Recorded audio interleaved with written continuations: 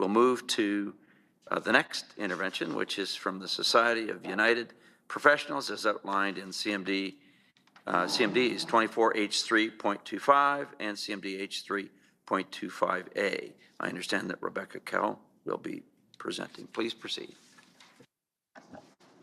Good morning. For the record, Rebecca Caron. Members of the committee and the chair, thank you for hearing our presentation today.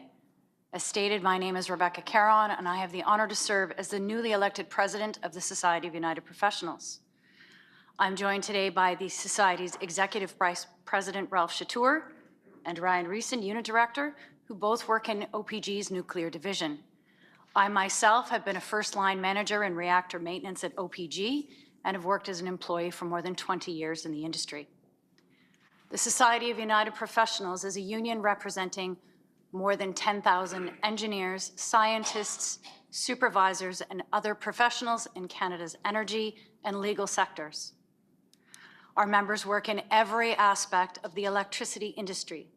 They are involved in generation, transmission and distribution, management of the electricity systems, regulation, enforcement of standards, and management of the electricity market. Our members are first and foremost professionals and experts in their fields, and it is that expertise that we bring here to today's hearing. I'd like to open by stating the Society strongly supports the Darlington New Nuclear Project. We believe that catastrophic climate change is the greatest threat facing humanity, and we are already feeling its effects. If we are going to mitigate the impacts of climate change, we need to end our reliance on fossil fuels, which means electrifying Ontario's power grid with emissions-free electricity generation.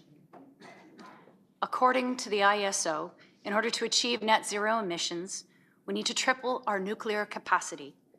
Building new large-scale nuclear reactors and developing new nuclear technologies like the BWRX-300 at Darlington are important first steps to meeting those clean energy targets. We believe Darlington is the ideal location for building the new nuclear. The community is already supportive of the industry, and the region is home to thousands of experienced, skilled nuclear workers, and the site already contains key electricity transmission infrastructure. And so, having reviewed OPG's license application and the CNSC staff report, the Society reaffirms its support for OPG's license to construct the BWRX-300 small modular reactor at the Darlington site. For the Society, there are three key areas of interest: environmental protection, nuclear safety, and Indigenous consultation. Environmental protection. In August of 2011, a joint review panel conducting the environmental assessment on the Darlington site for the proposed new nuclear project included that, quote, "The project is not likely to cause significant adverse environmental effects, provided the mitigation measures proposed and commitments made by OPG during the review and the panel's recommendations are implemented." In January of 2024, the CNSC conducted a hearing as to whether or not the 2011 environmental assessment was still valid for the BWRX-300 technology. At that time, the Society engaged a third-party expert nuclear consultant to review the existing EA. Based upon that review, we submitted the 2011 EA was applicable to the BWRX-300 technology. Ultimately, this was consistent with the CNSC's conclusions regarding the existing environmental assessment. With regards to nuclear safety, as a union representing professionals in Ontario's nuclear facilities, nuclear safety is of paramount importance. While the BWRX-300 SMR will be the first of its kind technology, it is the 10th generation of GE Hitachi's boiling water reactor design, and therefore contains features that are evolutionary from previous generations in addition to new novel features. The regulator has extensively reviewed the safety case for the BWRX-300 and supports its construction. And while there are bound... I'm just noting that I believe you have the clicker for your slide presentation, and if you're intending to advance it, I just wanted to note that it isn't advancing. I can't see it. Okay. Thank you. It's right there. Where? It's right there. Okay. All right. Thank you. All right. Click away. Yes, please. Thank you. Sorry for that. The regulator has extensively reviewed the safety case for the BWRX 300 and supports its construction. And while there are bound to be challenges that arise from the construction of first-of-a-kind technology, the proposed license contains, quote, facility-specific conditions which require OPG to provide additional detailed information prior to the removal of regulatory hold points. With the inclusion of these regulatory hold points, the Society trusts the regulatory process to ensure all safety standards are adhered to at every step of the licensing process. Indigenous consultation. The Darlington site is situated within the treaty lands and waters of numerous First Nations. The Society believes in reconciliation, and we believe that meaningful engagement with local Indigenous communities must be a necessary condition in projects like the Darlington New Nuclear Project. Through the inclusion of Indigenous engagement requirements as a condition of the license to construct, the Society is satisfied that the regulator has mechanisms of oversight in place to ensure Indigenous nations are engaged in a meaningful way through the construction process. So to conclude, the Society is grateful for the opportunity to present to the Commission at today's hearing.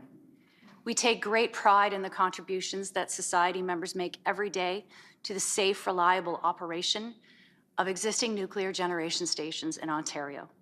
And we are pleased to strongly support the proposed license to construct at the Darlington New Nuclear Project site. We hope that this is first of many new nuclear builds as we work towards meeting Ontario's electrification and climate change targets. Thank you. Thank you very much, Ms. Cowell. I'll open the floor for questions. We'll start with Commission Member Hopwood. Thank you for your presentation, for your intervention. And I would like to start with perhaps an opportunity to get some independent view on nuclear safety and nuclear workers. You must represent, I'm sure, a lot of radiation workers. I'd like to hear if you have information or assessments of the impacts of their working under radiation worker conditions on their health and safety, if you can comment on that. For the record, I'll refer to Ralph Chatour. Yes. For the record, Ralph Chatour for the Society. So OPG has a robust health and safety program and a radiation protection program. Workers, their dose is carefully monitored every time there is exposure. In fact, day to day, workers wear a TLE, and on occasion, when they go into high areas where there are fields of high radiation, they wear special instrumentation to log their dose. Annually, they're given what their dose exposure is. In addition to that, we also have urine analysis that's done to see if there were any uptakes of tritium. Those are monitored very assiduously by radiation health physicists in the field programmatically. We have a number of committees, that radiation health committee, that look at that data to ensure that they're within the bounds. Our friends at the CNSC as well, site inspectors, often they have the option of providing spot audits. They have compliance reports, extremely robust. So no one is unmonitored unless you never go into the station, in which case you have the opportunity, if you are exclusively in a off-site building, such as myself, you have the option just to remove the load from the system, not to have a TLE on the badge. But if you go into the station, you ought to be fitted with one. So generally speaking, coming back to this project, fields of radiation, we commented on that in a previous intervention, where there's not expected to be any heavy dose to workers because it's clearly outside of the Darlington facility. So that's my response. Thank you. That helps a lot on the process and hearing from the union side. Can you comment on the outcomes of all of that in terms of the health and the health expectancy as it has been over the last years for nuclear workers? Is there a record of the outcomes in terms of any health impacts that have been observed So- in the workers. Thank you. So Ralph Chatru for the record. So the epidemiologists tell us longitudinally there is no effect long-term on the health of workers coming out of the nuclear power station.